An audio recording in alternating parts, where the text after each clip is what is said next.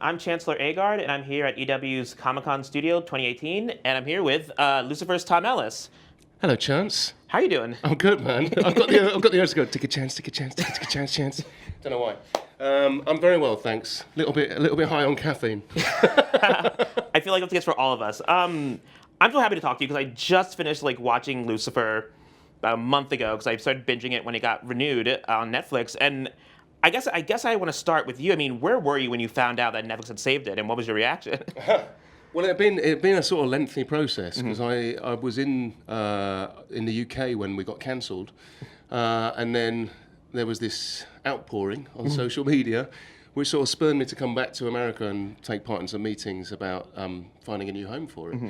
But when that started, there was still like a month period afterwards where these sort of conversations were happening behind closed doors, and I kept getting like little nuggets of information. But I was back in the UK, and then it was like about a month later, after we got cancelled, that I got the call from Peter Roth at Warner Brothers saying, "Sharpen your horns, we're going to Netflix." So I was absolutely delighted. And I guess, were you surprised by by the outpouring of fan love for the show? Yeah, I mean, blown away, bowled over. I mean, it was, the strange thing was I'd had this sense that because the show had travelled well and I'd done a lot of sort of press internationally outside of the Fox domain, that even though in season 3 the numbers on Fox were suggesting that the show wasn't as popular as it was, I was having a different experience to that. And so when it sort of became apparent that they might cancel the show, I thought, well, I think there's going to be a few unhappy people about that. I didn't quite consider how many there would be. And like I say, I mean, it was I was gutted when we got cancelled. And the thing that picked me up off the floor was the reaction. I didn't at that point know it would then spurn, taking us somewhere else. Certainly not Netflix. So it's been quite a sort of an emotional roller coaster for the last couple of months, but I cannot believe that we're here talking about this very thing right now. Neither can I. I mean, so I just finished watching it, and I was so glad that it got picked up because the season ostensibly ends before the two bonus episodes, but ends with Chloe finally seeing Lucifer's face. I mean, for you as the actor, as I guess going on this journey for 3 seasons now, what was it like to finally get to that moment where Chloe finally sees Lucifer as Lucifer, I guess? Well, I mean, I was very excited that we were finally going to do that, and I think we'd sort of earned that moment over 3 seasons. It was part of the disappointment of the cancellation was that we'd just got to that point that everyone was like waiting for, and then there was going to be no more. And it felt like, well, if that's the way it's going to be, it's a really great but very frustrating end to a long movie. But we just felt there was so much more story to tell. And thankfully, so did Netflix. Yeah. And so I know because I know the producers have said you guys are going to start production in August-ish. Yeah, August. Yeah. Have you had a chance to read a script yet? There are no scripts yet. Not yet. Right. No.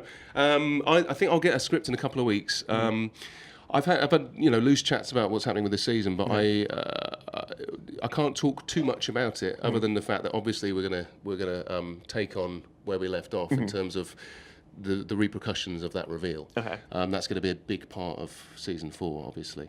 But I'm excited, about the fact that, we are 10 episodes now as opposed to 22, which means that we can get right down to the storytelling and we can, every episode will count. And, from my point of view as an actor, that's great. Do you have a sense, I guess, how the show will change? I mean, do you think you'll still have the sort of cases of the episode now, I guess, or what the balance between the cases and the mythology will be? Or I think one of the things that we have to be careful about as well is that the reason the show was so popular is because of the way it was. Yeah. And so we don't want to mess around too much with that. Obviously, there are certain kind of we've got certain different boundaries that we can play within now. I think Joe Henderson, our showrunner, has been adamant he wants to have my bum on screen for 3 seasons, and now we can finally do that. So, things like that. But I think, ostensibly, it's not going to change too much because it was a kind of if it ain't broke, don't fix it situation. But it's just, I think that there will be encouraged a little more to maybe explore the mythology than perhaps we were before. And I'm curious, I mean, where do you stand on the Chloe and Lucifer of it all? Because remember, I was looking online, there's some fans who are very much like, I don't want to see them together. Yeah. Other fans who, like myself, who do want to see them together. I guess, where do you fall in terms of, shipping them or not shipping them? Well, I think it's the heartbeat of the show, yeah. Chloe and Lucifer's relationship. I think it would be it wouldn't be very wise to get these two characters together now, or before that. Obviously you can tease it up to a certain point, and then something happens and they're not together, because the will they won't they is the thing that exists on. Yeah. So when you get the characters together, ultimately that's kind of resolution, and you don't want resolution until the very, very end. So I'm all for it. I mean, Chloe and Lucifer's relationship is the reason I think many, many, many people watch the show, and exploring that and what she brings out of him and what he brings out of her is of interest to lots and lots of people. So I'm very much for it. I'm just kind of biding my time, shall we say. And I'm curious, I mean, so Joe and Ilian, because when I spoke to them and I asked them what their favorite episodes of the show have been, they mentioned the sort of trio of episodes from season 2, where we almost went to that point with Chloe and Lucifer and her life was on the line and all of that. I'm curious for you, what has been sort of your proudest moment on the show so far? Oh, gosh, there's a few, but if I think back to season 1, there's an episode in season 1 that Coleman Domingo guested in as a priest. And it was called A Priest Walks into a Bar, and it was kind of it wasn't so much of the bigger part of the storytelling of the first season, but as a standalone episode, what would happen if Lucifer befriended a priest? Yeah. That was the original notion of that episode, and it just was one of my favourite episodes because, one, Coleman's amazing, and I loved working with him.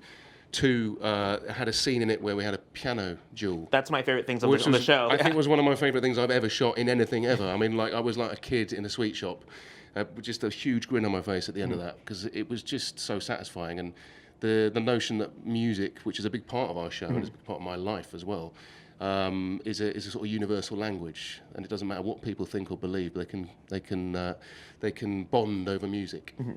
So yeah. And I'm glad you brought up the music, because I was going to ask if you had a chance to pick a song for Lucifer to sing, what would it be?